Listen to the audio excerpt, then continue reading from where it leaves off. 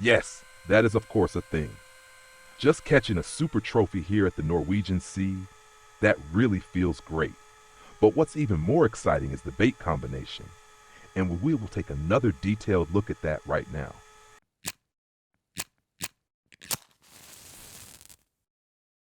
Yes, today in the live stream that was a bit wild. We were fishing at 170 meters, and I used different worm baits, the usual stuff, and that actually worked quite well. And while playing around with the different baits, the idea came up. Why not use on the bottom rigs with rattling sinker, where we can attach these large rubber attractors that we can also use as teasers? Why not use the combination between the squid and the natural bait, the actual squid meat? That would be logical, right? You can combine that nicely. Well, and that thing delivered, and is delivering again. So that setup actually brought the super trophy earlier, the striped wolffish. That's really not bad at all.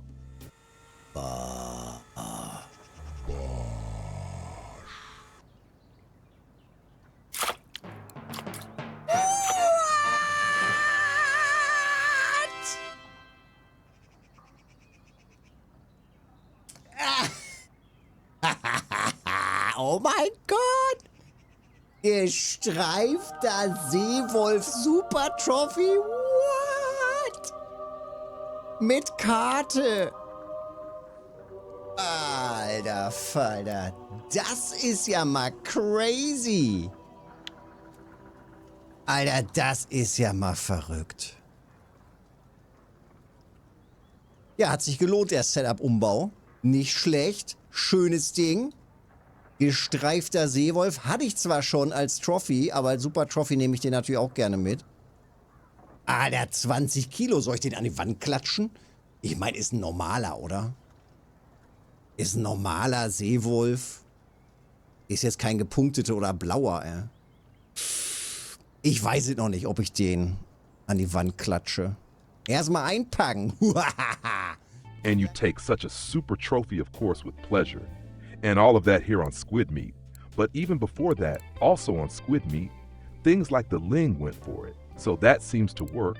And now also again on the halibut. Though in this combination, meaning we have the large squid, very large, size 26, and in addition the aromatic part, basically the bait boosted again with the squid meat in the natural version. Yes, and now of course the big question, can you combine that nicely? Is it useful to combine it like that? And does it maybe give the artificial bait an increased attraction? The whole thing works naturally with the rattling rig. Here we can combine from different rattling attractors to different light attractors. You can attach various artificial elements, and you can also attach these large squids here. So that is definitely an option. And then as I said, on big Mulliner hooks, and then simply lower it down into the zone, into the 170-meter area, here in this area where everything drifts back and forth all the time. And whoops, already another bite. Very good. Very good sign that it delivers again immediately. And it has already delivered quite well the entire time.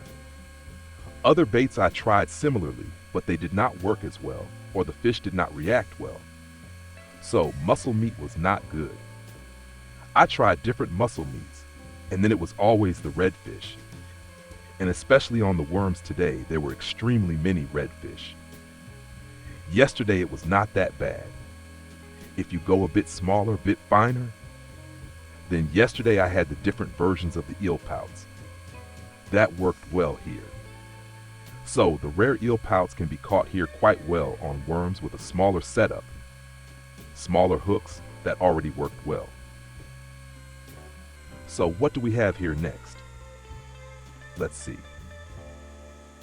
Yes, deep water redfish, of course, also always there. Not bad at all. I'll gladly take the big ones. And now directly cast out again. And yes, this is the position, this area here. So in this 170 zone, and then it goes up there at most. We have 1 hour left before the drift pushes me up there. So for 1 hour, it will go in that direction. After that, the drift turns back and I drift across the entire area over the 170 again, back, and you stay the whole time continuously in this zone, in this area. That is 170 or 171 meters deep.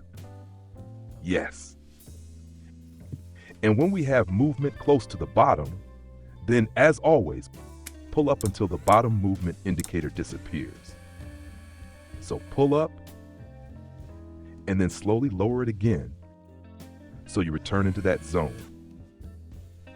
Important, exactly at this time right now, that is extremely tricky because at 12 o'clock the change happens.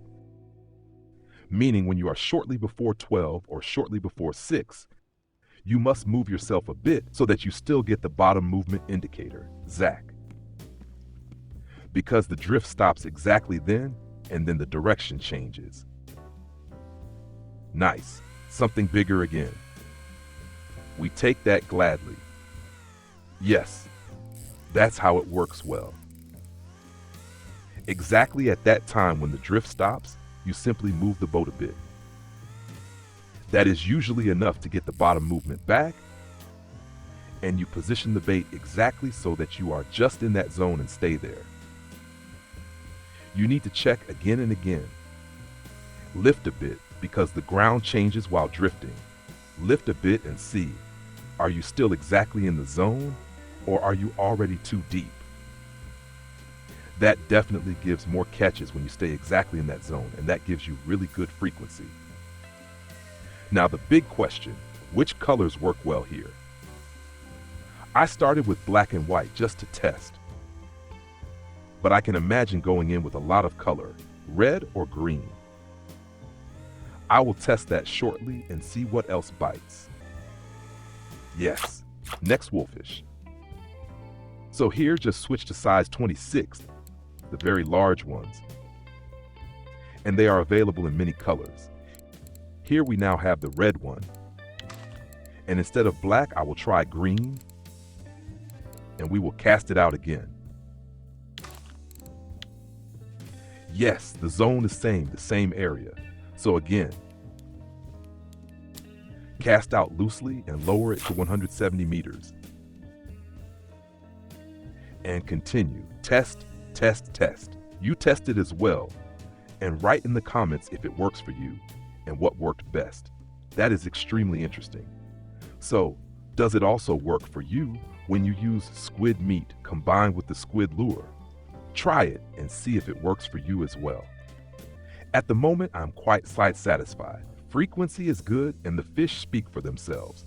Of course, a super trophy does not instantly make a rule, but it can be a good indicator. So much for that. Get to the spot, try it out, and if you liked it, leave a thumbs up and don't forget to subscribe. I like that, and we will see each other in the next video. Until then, tight lines.